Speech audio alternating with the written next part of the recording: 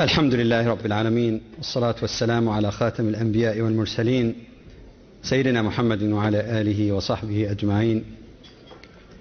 All praise is due to Allah, the sole creator, sustainer and cherisher of the universe, and may his peace and blessings be upon his last prophet and messenger Muhammad, and upon all prophets and messengers who preceded him.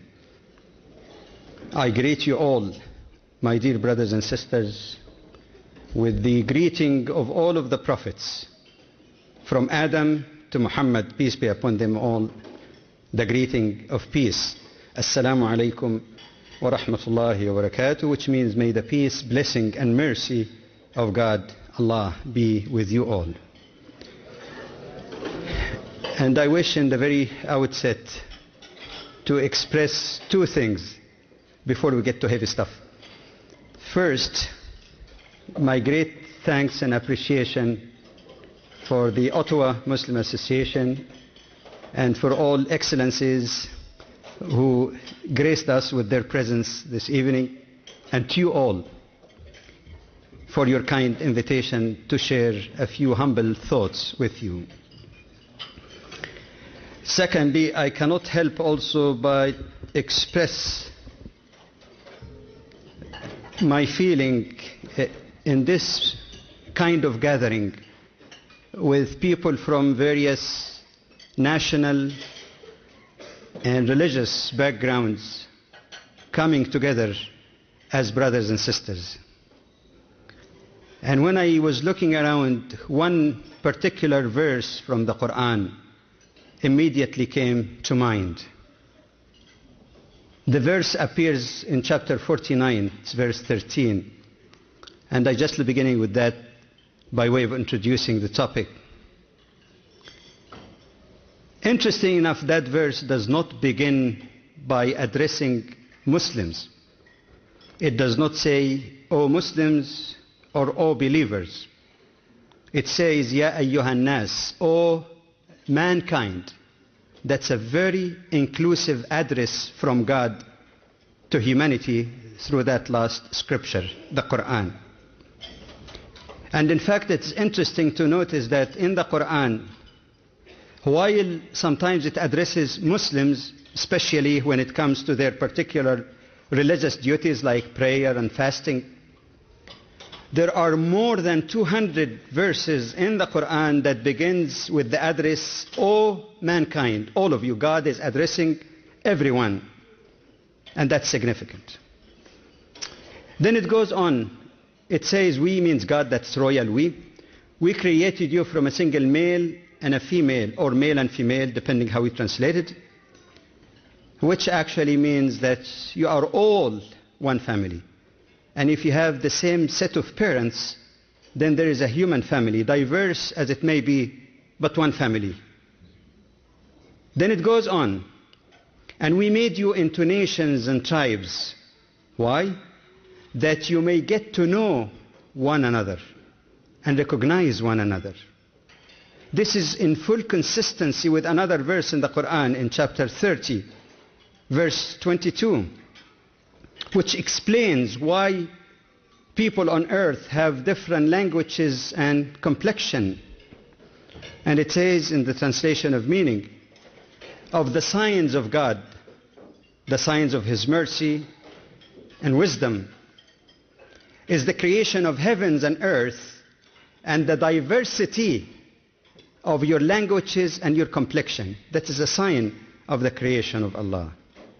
My favorite analogy is like a bouquet of flower, where the white flower is beautiful in its own right. So is the yellow, the blue, the pink, and more beautiful are all of them together. And then it establishes finally at the end of that verse the sole criterion on the basis of which a human being can be a better human being. It says, "Inna akramakum indallahi atqakum." The most honored of you in the sight of God is the one who is most righteous. Forget about color, language, even faith claims because faith claims are to be settled by Allah in the Day of Judgment. But this is the translation of true faith. I'd like to first make a remark concerning the topic.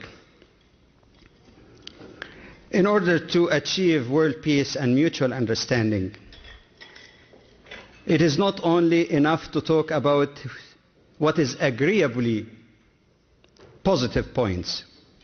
I am sure all of you here, in some degree or the other, are already past Islam 101.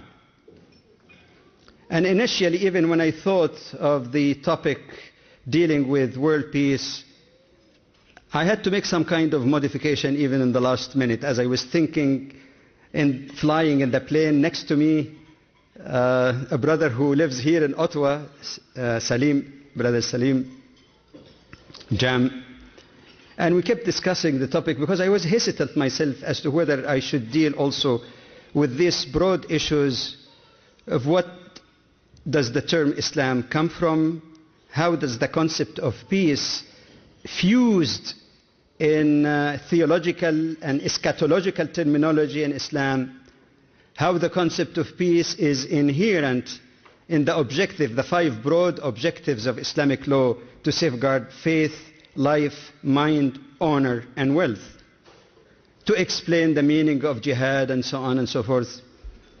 But then I mentioned to him also that in the last few weeks I have been following the trend led by some people in the media or other circles who seem to have been promoting antagonism at the time when what we need more is to promote love.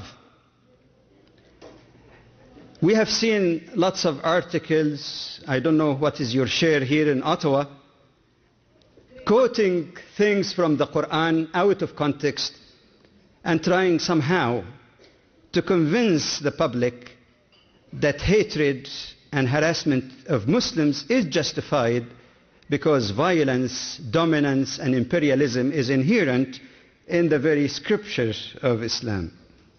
I know that might be a delicate topic, and like I said earlier, it might be a heavier stuff than dealing with the more 101 thing that we have heard. But since you've heard that already, I thought it might be beneficial to go a little bit beyond that, because world peace and understanding can also be achieved not only positively by presenting the positive things, but by also dispelling misunderstanding and misquotations.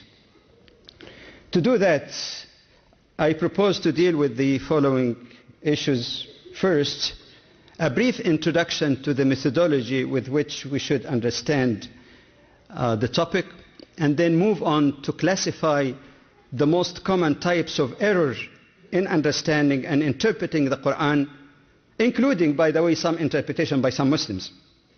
And then move on to deal, and that's the heart of the topic, with some of the commonly misquoted, mispresented, or misunderstood verses in the Quran.